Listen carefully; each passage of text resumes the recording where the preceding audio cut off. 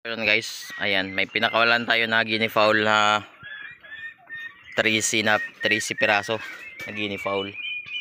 So, papalaki natin yan kasi may project tayo na salted egg.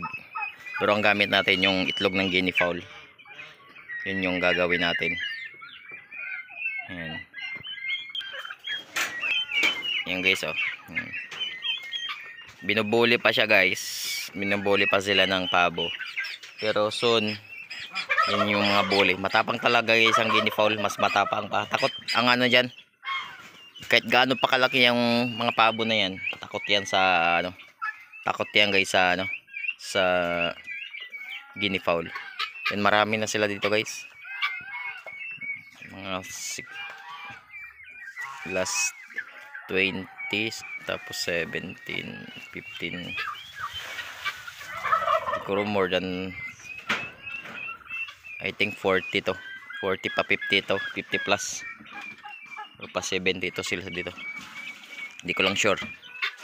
Ayan. Yan yung mga next project natin guys. Yung guinea fowl egg. So guinea fowl egg. Pero gamit natin is yung itlog nila. Kasi makapal yung egg. Yung shell ng egg nila. Makapal. Then although maliit.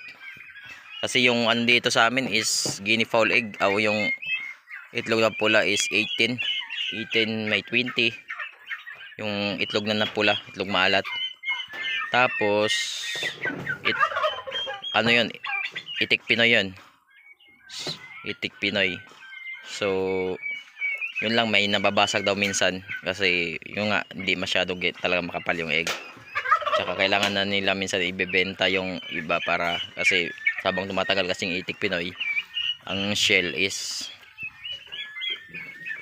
nagninipis yung itlog sa katagalan, siguro pag tumatanda na or sa tagal lang pag itlog. Pero yung guinea fowl guys is almost consistent, lalo na pag naluto. Grabe guys, pag binato ka talagang bukol lang abutin mo. Yan guys yung huni, babae yun.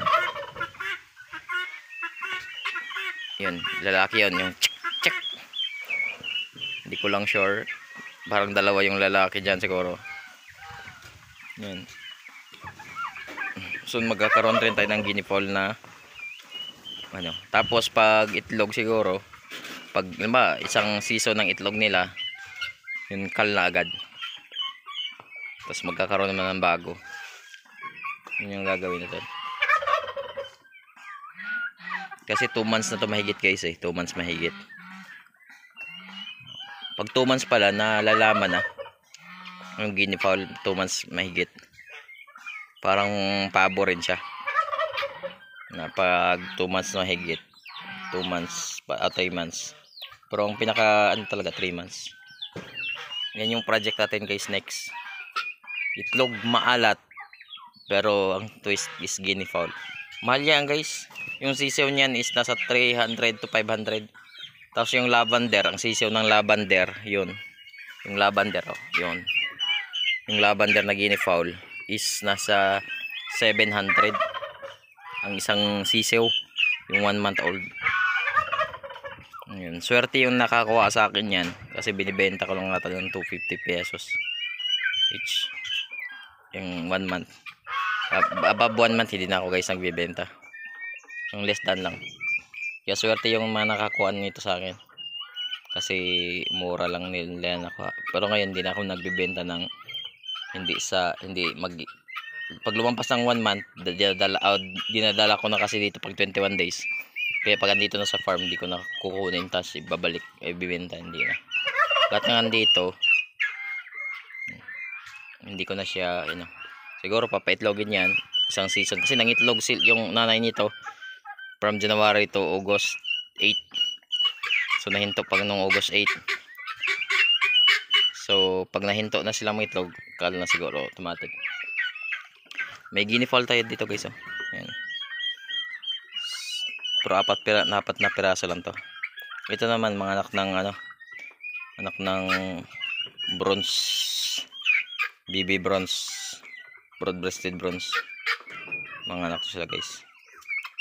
Ito guys ang nangyayari guys sa sa napipilay dun sa ating cage, kasi pag walang screen na green, yung makapal na screen na green, hindi ito makapal, pumapasok sa butas yung nila, yung joint ng tuhod nila, kaya minsan napipilay.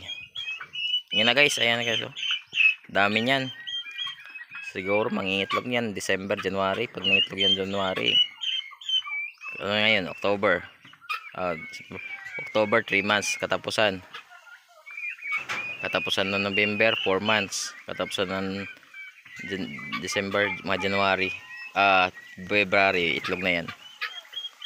February itlog na yan guys. Yan yung next natin na project.